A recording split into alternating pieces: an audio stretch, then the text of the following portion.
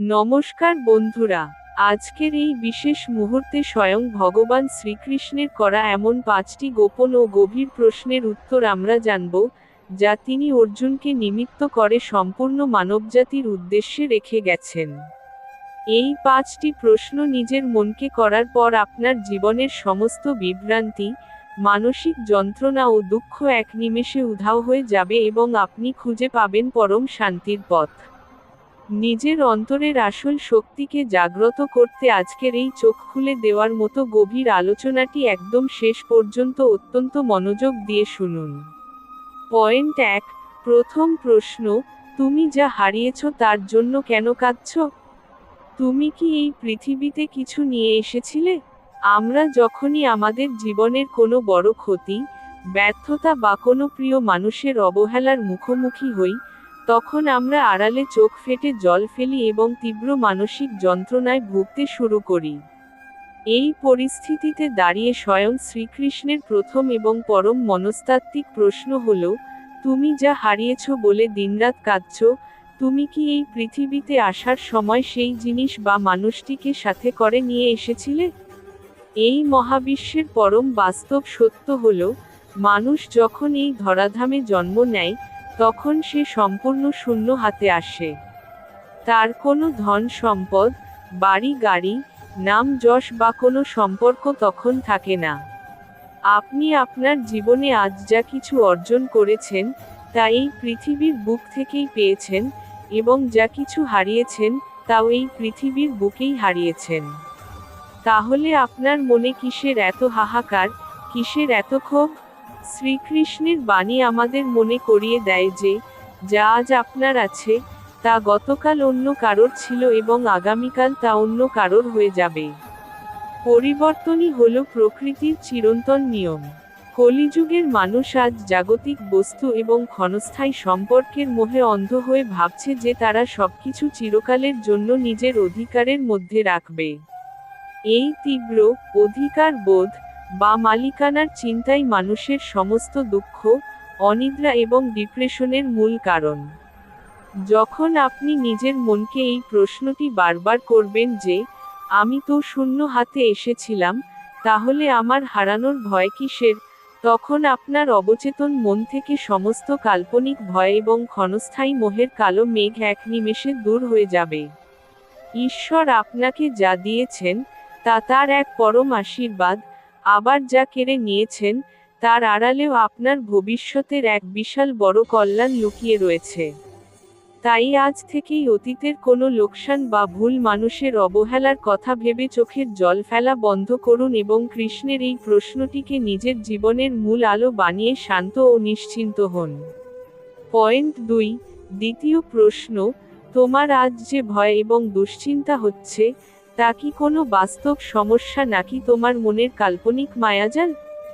আমাদের মনে অতিরিক্ত চিন্তা বা ওভারথিংকিং তখনই সবচেয়ে বেশি মারাত্মক রূপ ধারণ করে, যখন আমাদের মন আগামীকালের অজানা ভয়ের দিকে অনবরত ছুটে বেড়ায়। শ্রীকৃষ্ণের দ্বিতীয় প্রশ্নটি মানুষের এই গভীর মানসিক রোগটির শিকড় উপড়ে ফেলার মহৌষধ। ভগবান প্রশ্ন করেন, তোমার মনের ভেতরে আজ যে তীব্র ভয়, নিরাপত্তাহীনতা বা দুশ্চিন্তার আগুন জ্বলছে, তার কি কোনো বাস্তব অস্তিত্ব এই মুহূর্তে আছে, নাকি তা কেবলই তোমার মনের এক কাল্পনিক মায়াজাল? আমরা প্রতিদিন অবচেতন মনে অবান্তর সব নেতিবাচক পরিস্থিতি কল্পনা করতে থাকি যে, যদি আগামীকাল আমার ক্যারিয়ার নষ্ট হয়ে যায়, যদি আমার কষ্টের কোনো সঠিক মূল্য আমি না পাই, তবে মানুষ আমাকে নিয়ে হাসাহাসি করবে। এই যে আগামীকালের অজানা পরিণতির দিকে বারবার নজর দেওয়া, এটি আপনার বর্তমান মুহূর্তের সুন্দর সময় এবং কর্মক্ষমতাকে পুরোপুরি গ্রাস করে নেয়।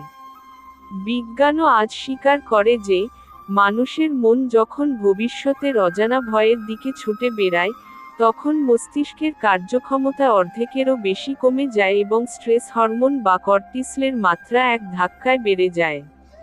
শ্রীকৃষ্ণ অর্জুনকে বুঝিয়েছিলেন যে, ফলাফলের আশা বা আগামীকালের দুশ্চিন্তা করাই হল সমস্ত দুঃখের মূল কারণ।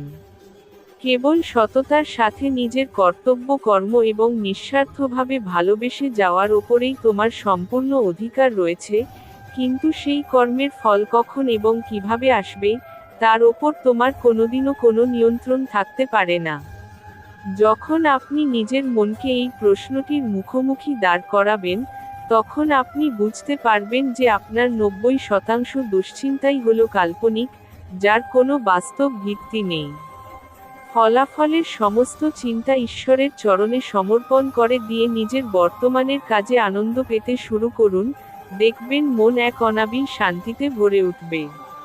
পয়েন্ট 3।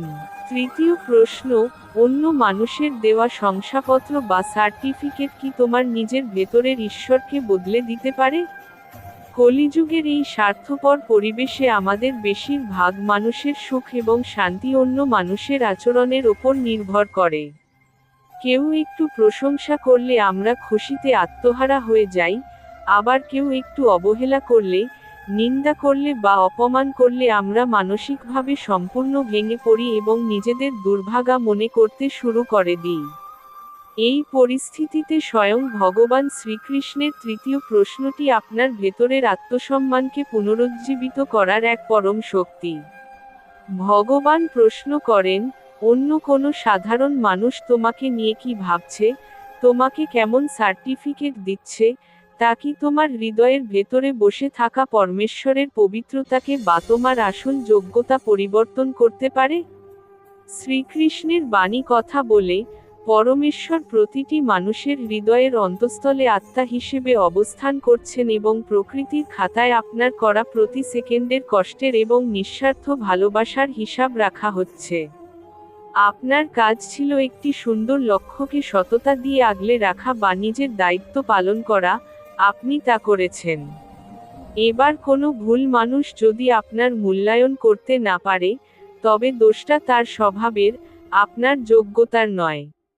আমরা আমাদের সীমিত বুদ্ধি দিয়ে অন্য মানুষের তৈরি সম্পর্কের মায় জড়িয়ে নিজের আসল ঐশ্বরিক শক্তিকে ভুলে যাই।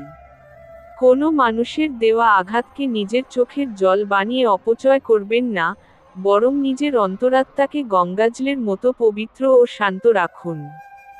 যেদিন আপনি মানুষের তৈরি সম্পর্কের মিথ্যা সার্টিফিকেট এবং সমাজের নিন্দার ভয় ত্যাগ করে নিজের বিবেক এবং ঈশ্বরের চরণে সম্পূর্ণ নিশ্চিন্ত হয়ে যাবেন, সেদিন এই কলিযুগের কোনো ডিপ্রেশন বা ওভারথিংকিং আপনাকে স্পর্শ করতে পারবে না। পয়েন্ট 4। চতুর্থ প্রশ্ন, যা তুমি আজ পরিবর্তন করতে পারবে না, তার বোঝা কেন তুমি নিজের বুকে চেপে ধরে রেখেছ? আমরা যখন আমাদের জীবনের সম্পর্কগুলোর গতি প্রকৃতি এবং আমাদের মনের চিন্তার ধরনকে গভীরভাবে লক্ষ্য করি, তখন দেখতে পাই যে জাগতিক মোহের আয়ু অত্যন্ত ক্ষণস্থায়ী এবং তা কখনোই বর্তমানে শান্ত হয়ে বাঁচতে পারে না। আমাদের মনের একদিকের অংশ আমাদের সারাক্ষণ অতীতের কোনো ব্যর্থতা, ধোঁকার কথা মনে করিয়ে কষ্ট দেয়, আর অন্য অংশটি আগামীকালের এক কাল্পনিক ভয়ের দিকে ঠেলে দেয়। এই অবস্থায় শ্রীকৃষ্ণের চতুর্থ প্রশ্নটি আমাদের মহাকালের এক পরম সত্যের মুখোমুখি দাঁড় করায়। ভগবান বলেন, যা অতীত হয়ে গেছে, তা কি তুমি এই মুহূর্তে দাঁড়িয়ে পরিবর্তন করতে পারবে? যে মানুষটি তোমাকে ছেড়ে চলে গেছে বা যে সময়টি নষ্ট হয়ে গেছে, দুনিয়ার কোনো মানুষের কি ক্ষমতা আছে তাকে ফিরিয়ে আনার? যখন উত্তর হলো না, তাহলে সেই মৃত অতীতের গ্লানি ও বোঝা কেন তুমি নিজের বুকে চেপে ধরে নিজের বর্তমানকে নরককুণ্ডে পরিণত করছো? মানুষের হাতে যদি কোনো পরম পবিত্র ও শক্তিশালী সময় থেকে থাকে, তবে তা হলো এই বর্তমান মুহূর্ত। কৃষ্ণ আমাদের অর্জুনের মতো সাহসী হয়ে বর্তমানের কর্তব্য কর্মে এবং নিজের মনকে পবিত্র রাখার কাজে সম্পূর্ণ মনোযোগ দেওয়ার নির্দেশ দিয়েছেন। আপনি যখন অতীতের কোনো ব্যর্থ সম্পর্কের গ্লানি বা ভুল মানুষের কথা ভেবে সারাক্ষণ নিজেকে কষ্ট দিতে থাকবেন, তখন আপনার বর্তমানের কাজ করার শক্তিও পুরোপুরি নষ্ট হয়ে যাবে, যা আপনার আগামী দিনকে আরও বেশি অন্ধকারময় করে তুলবে। শ্রীকৃষ্ণের বাণী বারবার ভক্তদের আশ্বাস দেয় যে, আপনি যদি সম্পূর্ণভাবে বর্তমান মুহূর্তে দাঁড়িয়ে নিজের ধর্ম এবং সততা বজায় রেখে কাজ করে যান, তবে আপনার ভবিষ্যতের দায়িত্ব স্বয়ং পরমেশ্বর নিজের কাঁধে তুলে নেবেন। পয়েন্ট 5, পঞ্চম প্রশ্ন, তুমি কি বাইরের চোখমকে প্রাসাদে শান্তি খুঁজছ, নাকি নিজের অন্তরের আত্মশুদ্ধিতে? আমরা যখন ভাবি যে এই জীবনের সমস্ত কষ্ট, দুঃখ বা লড়াই থেকে আমরা মুক্তি পেতে চাই, তখন আমাদের মন সাধারণত বাইরের জাগতিক জিনিস যেমন প্রচুর টাকা পয়সা, গাড়ি বাড়ি বা সমাজে নাম যশের দিকে অন্ধের মতো ছুটে যায়। শ্রীকৃষ্ণের পঞ্চম এবং সবচেয়ে গভীর আধ্যাত্মিক প্রশ্নটি হল, তুমি যে শান্তির খোঁজ করছো, তা কি তুমি বাইরের এই ক্ষণস্থায়ী চোখমকে প্রাসাদের মধ্যে পাবে, নাকি নিজের ভেতরের আত্মশুদ্ধি এবং এক স্থির বুদ্ধির মধ্যে? ভগবান বুঝিয়েছেন যে, ভালো কর্মের এবং সৎ পথে চলার সবচেয়ে প্রথম এবং পরম ফল কোনো বাইরের বস্তু বা অন্য মানুষের সার্টিফিকেট নয়, বরং তা হলো আপনার মনের ভেতরের এক স্থির বুদ্ধি। আপনি যখন কষ্টের দিনগুলোতেও নিজের মনকে শান্ত রাখতে পারেন, কারো কোনো ক্ষতি না করে ঈশ্বরের প্রতি ভক্তি বজায় রাখেন, তখন আপনার অন্তরাত্মা এক পরম পবিত্রতায় ভরে ওঠে। অন্যদিকে, যারা অধর্মের পথে চলে, মোহের বশে অন্ধ হয়ে জালিয়াতি বা প্রতারণা করে কোটি কোটি টাকা উপার্জন করছে বা মানুষের আবেগ নিয়ে খেলা করছে, তাদের বাইরের রাজকীয় জীবন দেখে কখনো বিভ্রান্ত বা ঈর্ষান্বিত হবেন না, কারণ তাদের সেই প্রাসাদের মতো বাড়ির ভেতরে খোঁজ নিলে দেখতে পাবেন যে তারা সারাক্ষণ এক অদৃশ্য ভয়, তীব্র একাকিত্ব এবং অনিদ্রার শিকার হয়ে বেঁচে আছে। যার মন শান্ত নয়, যার মন প্রতিনিয়ত লোভ আর অহংকারের আগুনে পড়ছে, তার জীবনে সুখ কিভাবে আসতে পারে? আপনার হৃদয়ে বসে থাকা পরমেশ্বরকে চেনার মাধ্যমেই জীবনের আসল ঐশ্বরিক আলো ফুটে ওঠে। যেদিন আপনার অন্তরাত্মা গঙ্গাজলের মতো পবিত্র ও শান্ত হয়ে উঠবে এবং আপনি নিজের মনকে মোহমুক্ত করতে পারবেন, সেদিন আপনার ভবিষ্যৎ এমনিতেই পরম সুখে, শান্তিতে ও ঐশ্বরিক আলোয় ভরে উঠবে। স্বয়ং শ্রীকৃষ্ণের সেই চিরন্তন মুচকি হাসির আড়ালে লুকিয়ে থাকা আজকের সম্পূর্ণ দীর্ঘ, অত্যন্ত গভীর ও চোখ খুলে দেওয়ার মতো আলোচনা থেকে আমরা জানতে পারলাম যে, ভগবানের করা এই 5টি প্রশ্নের উত্তর যদি কোনো মানুষ নিজের জীবনের মূল আদর্শ হিসেবে গ্রহণ করতে পারে, তবে তার জীবনের সমস্ত দুঃখ এক নিমেষে পরম স্বর্গে রূপান্তর হতে বাধ্য। শ্রীকৃষ্ণের এই জীবন পরিবর্তনকারী বাণী যদি আজ আপনার মনের সমস্ত বিভ্রান্তি দূর করে এক নতুন আশা ও ভেতরের আত্মিক শক্তির সঞ্চার করে থাকে, তবে ভিডিওটিতে একটি লাইক দিতে ভুলবেন না। কমেন্ট বক্সে আপনার পূর্ণ বিশ্বাস, শ্রদ্ধা ও ভক্তি নিয়ে এখনই লিখে দিন, জয় শ্রীকৃষ্ণ বা রাধা রাধা, যাতে আপনার চারপাশের সমস্ত পজিটিভ শক্তি আরও বহুগুণ বৃদ্ধি পায়। প্রতিদিন নিজের মনকে শান্ত রাখতে, জীবনের সঠিক পথ খুঁজে পেতে এবং এই ধরনের সুন্দর ও অনুপ্রেরণামূলক ভিডিও নিয়মিত সবার আগে দেখতে আমাদের গীতা অনুভূতি চ্যানেলটি এখনই সাবস্ক্রাইব করে রাখুন এবং আপনার প্রিয়জনদের মনের অস্থিরতা ও ডিপ্রেশন দূর করতে ভিডিওটি অবশ্যই বেশি বেশি শেয়ার করুন। সবাই ভালো থাকুন, শান্ত থাকুন এবং ঈশ্বরের সুরক্ষায় থাকুন। হরে কৃষ্ণ।